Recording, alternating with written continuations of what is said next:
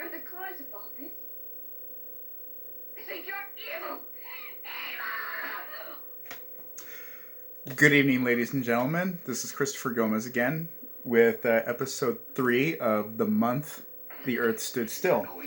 And today I'm going to be talking about Alfred Hitchcock's 1963 film, The Birds. Now, originally I wanted to jump into Dawn of the Dead and just go through the George Romero zombie flicks, Dawn, Day, and Land of the Dead. But I figured, I'm trying to get a friend to chime in on my Dawn of the Dead episode. And gosh, I lost my train of thought. And I just wanted to kind of finish off with the films from the 1960s. So we're going to be talking about 1963's The Birds. And the reason that this, again, I'm watching just the physical copies of the movies that I own for part of my quarantine-themed marathon. And the reason that I'm choosing The Birds is because towards the end of the film, like Night of the Living Dead, our protagonists are boarding themselves up in this farmhouse to ward themselves off of this imminent threat that's possibly occurring worldwide. And, so there's a lot of themes similar. The situation is similar. And the other thing, too, is that with everything going on with viruses, birds are no exception. At one point we did have the avian flu. So it kind of ties in a little bit to the whole pandemic terror of it all.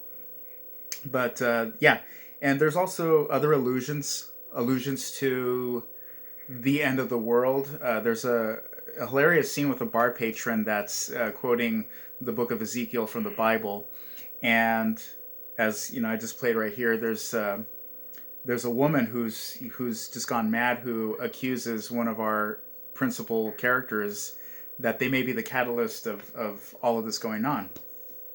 So going in a little bit about the background of this film, what some people may or may not know is that The Birds was actually based off of a short story by Daphne du Maurier, who also wrote Rebecca, which Hitchcock also adapted into a film. Now, the story bears little resemblance to the actual film, other than the fact that birds are attacking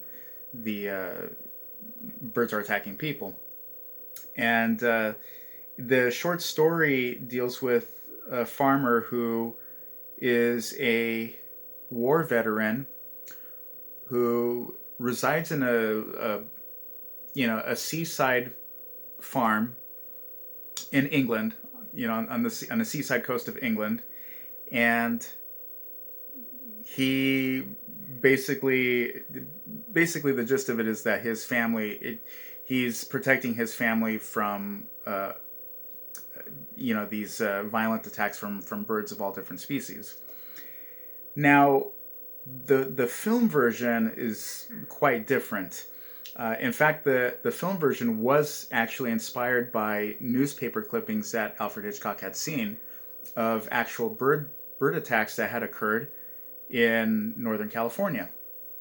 And again, going into the whole virus thing, subsequent to this film, there have been documented incidences where birds have attacked people, and it was revealed later that those birds were that had succumbed to food poisoning, and that's why they were being aggressive towards people. And I actually have here a copy of the short story by Daphne du Maurier that I purchased down in the seaside town of Mar del Plata in Argentina. So, and as you can see, it's the Spanish edition with Alfred Hitchcock on the front cover, Los Pájaros. And I have read the English translation as well. But yeah, if you ever get a chance to, the story, one thing about this movie is that there is a sequel, believe it or not, to this film that had occurred 30 years later.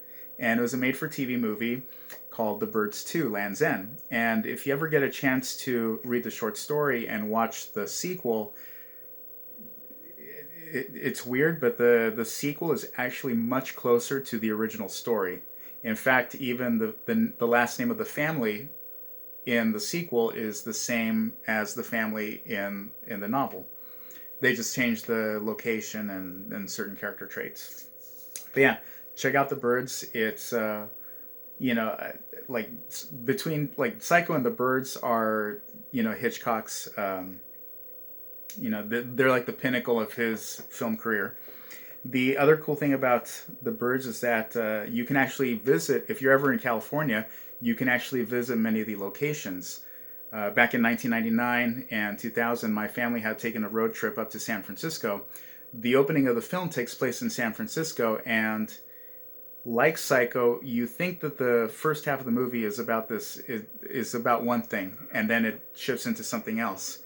So the first half of the movie kind of plays like a romantic comedy, and our main characters end up in the town of Bodega Bay, which is several miles north of San Francisco.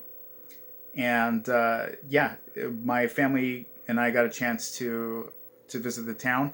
The schoolhouse is still there, but through special effects, they were able to make it seem like the schoolhouse was in the same town, but in actuality, the schoolhouse is much more inland, away from the town. But the Tides restaurant is still there, and they have some kick-ass clam chowder. And if you ever go into the Tides restaurant, they have huge blown-up stills of the restaurant scenes from The Birds that are placed in their front lobbies. And my mother and I, we took a family photo where we were running downhill from the school, reenacting the scene of the school kids being chased by crows.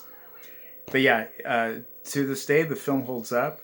I may talk about the sequel in another video, because that's a whole other area. It's the sequel is one of those like so bad it's good that you want to talk about it.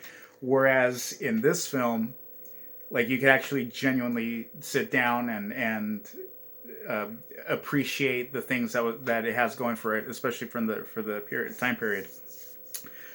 The choice to, like I said, in the original story, it takes place in a seaside village in England, and the film takes place in Bodega Bay, which is in Northern California.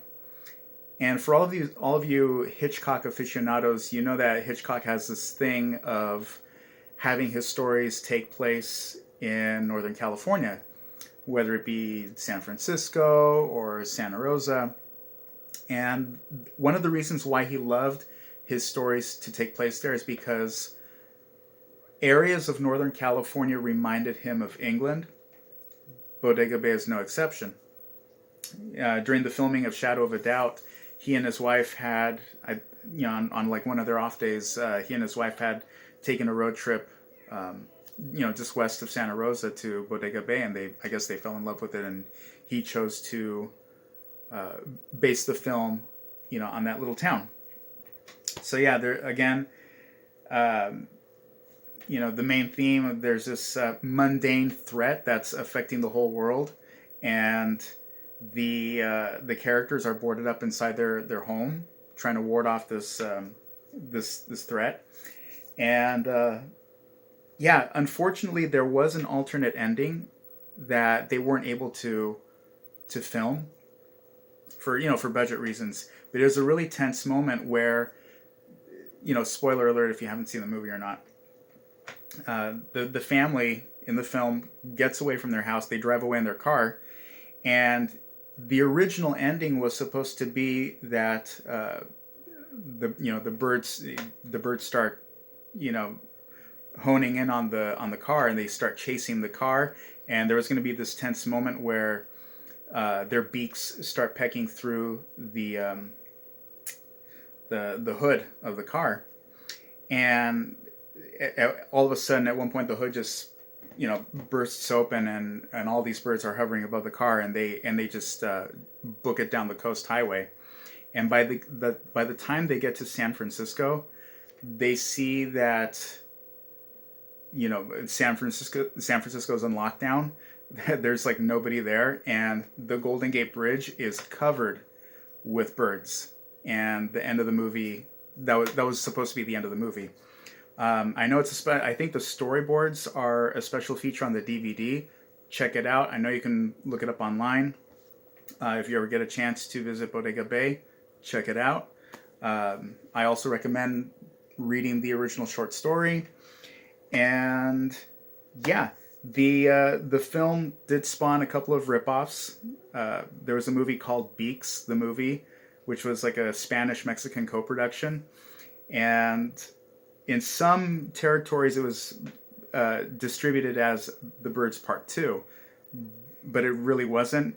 It was one of those situations like the Italians would redistribute movies called Zombie 2, even though there was already a Zombie 2, and all sorts of craziness. And yeah, so there's a movie called Beaks, which is kind of a Mexican ripoff. And yeah, I think I'll talk about the sequel in another video. And there's also a fairly recent, like 10 or 15-year-old movie that was straight to DVD called Caw, as in, like, you know, the sound that birds make, called Caw. I think it's called Caw the movie, or it's just called Caw, starring Sean Patrick Flannery. Now, again, the only thing that it has in common with the birds are two things. One, crows are attacking people, but in a case of stunt casting, they cast one of the actors from The Birds in a principal role in that movie. The movie Caw stars Rod Taylor, who plays the hero in, that guy right there, in The Birds. Check it out, and I will see you guys next week.